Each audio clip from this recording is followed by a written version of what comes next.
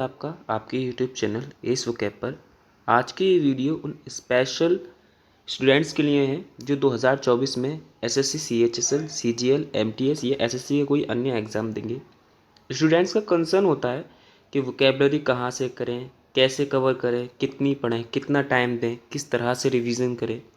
तो आज उनका ये सभी डाउट इस वीडियो में क्लियर होगा। अगर वीडियो को आप अंत तक देखते हैं आपको और भी इन्फॉर्मेटिव चीज़ें मिलेंगी। अगर वीडियो अच्छी लगे तो वीडियो को लाइक, चैनल को सब्सक्राइब और दोस्तों के साथ शेयर करना ना भूलें। तो चलिए बिना किसी देरी के शुरू करते हैं। तो पहला पॉइंट है यहाँ पर डेली वोकैबलरी बिल्डिंग। मतलब आपको अगर अपनी वोकैबलरी को इम्प्रूव करना है तो आपको वोकैबलरी पढ़ने की हैबिट बनानी पड़ेगी। आपको डेली बेसिस पे वोकैबलरी पढ़नी है, क्योंकि ना तो आपकी वोकैबलरी एक दिन में कवर होगी, ना 2 दिन में, ना 3 दिन में, ना 1 हफ्ते में। आपको डेली बेसिस पर पढ़नी है और थोड़ी थोड़ी कोई मिनिमम एवरेज कोई वर्ड्स पढ़ने हैं। ये नहीं कि आप एक किताब लेके बैठ गए, आपको ये अहद कर लिया कि मुझे ये किताब पूरी पढ़नी ही है। ऐसे वोकैबलरी इम्प्रूव नहीं होगी। तो सबसे पहले आपको हैबिट बनानी होगी वोकैबलरी पढ़ने की। आप अपने हिसाब से, अपनी एफिशिएंसी के हिसाब से मिनिमम वर्ड्स सेलेक्ट कर सकते हैं। जैसे मुझे 30 वर्ड्स ईच डे पढ़ने हैं, कि मुझे 30 वर्ड्स पढ़ने ही हैं हर दिन।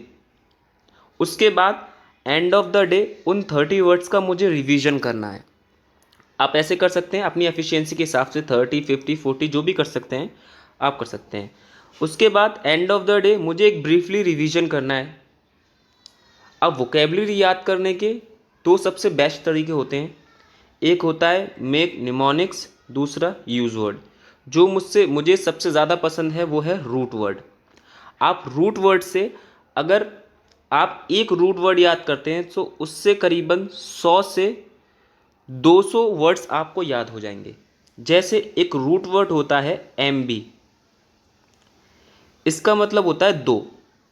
अब इससे 2 वर्ड होते हैं जो SSC में बहुत पूछे जाते हैं। पहला होता है एम्बीडेक्स्ट्रस और दूसरा होता है एम्बिगुअस।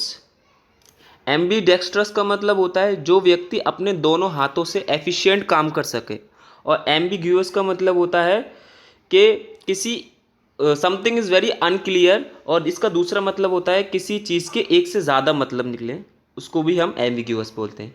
अब होता है मेक निमोनिक्स। आप निमोनिक्स बनाकर भी याद कर सकते हैं। निमोनिक्स का मतलब होता है किसी वर्ड को किसी चीज़ से रेट करके याद कर सकते हैं, या उसकी कोई ट्रिक बनाकर याद कर सकते हैं। तो ये सारी चीज़ें हैं। आपको 30 वर्ड्स या 40 जो भी अपनी एफिशिएंसी के हिसाब से एंड ऑफ द डे उसका रिवीजन करना है। आप रूट वर्ड की सहायता से याद कर सकते हैं, वर्ड्स को निमोनिक बनाकर याद कर सकते हैं। तो चलिए अगले पॉइंट पर। अगला पॉइंट है हमारा न्यूज़पेपर एंड मैगजीन्स। तो ये एसएससी में सबसे इम्पोर्टेंट और सबसे महत्वपूर्ण चीज़ है न्यूज़पेपर पढ़ना। आपके न्यूज़पेपर पढ़ने से क्या होता है, सबसे पहले आपकी अंडरस्टैंडिंग इम्प्रूव होती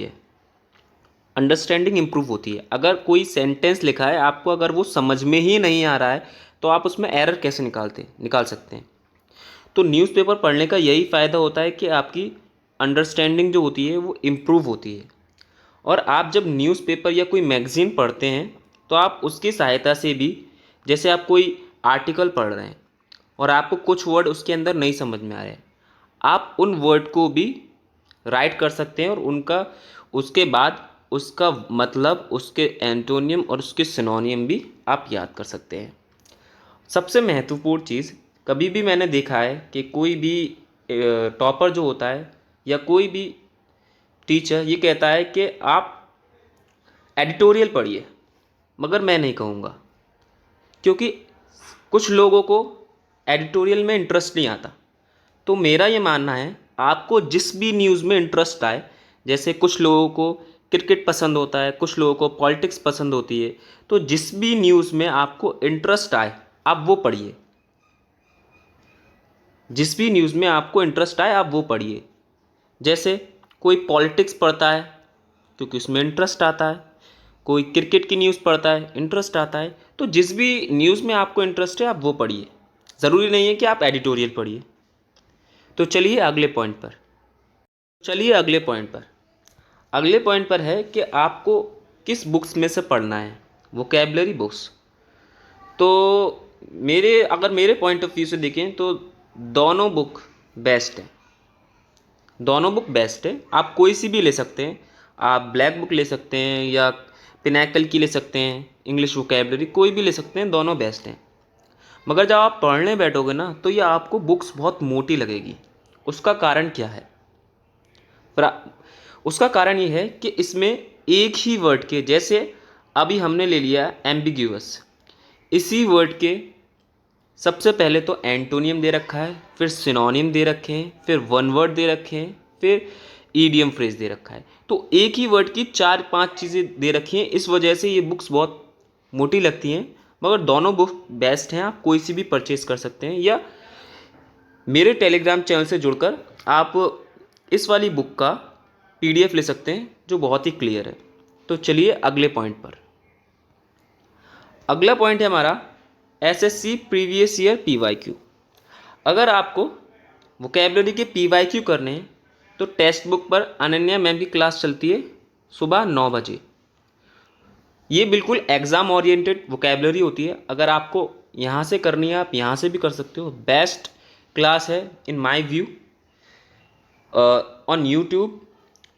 बेस्ट क्लास है अनन्या मैम की SSC वोकेबलरी की, जो सुबह 9 बजे चलती है। आप यहाँ से भी कर सकती हो, या फिर आप मेरी वीडियो भी फॉलो कर सकते हैं, इट्स ऑल्सो बेस्ट। तो चलिए अगला पॉइंट। तो चलिए अगला पॉइंट देखते हैं।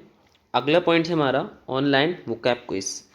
SSC English 68,000 PYQs 1999 to till date.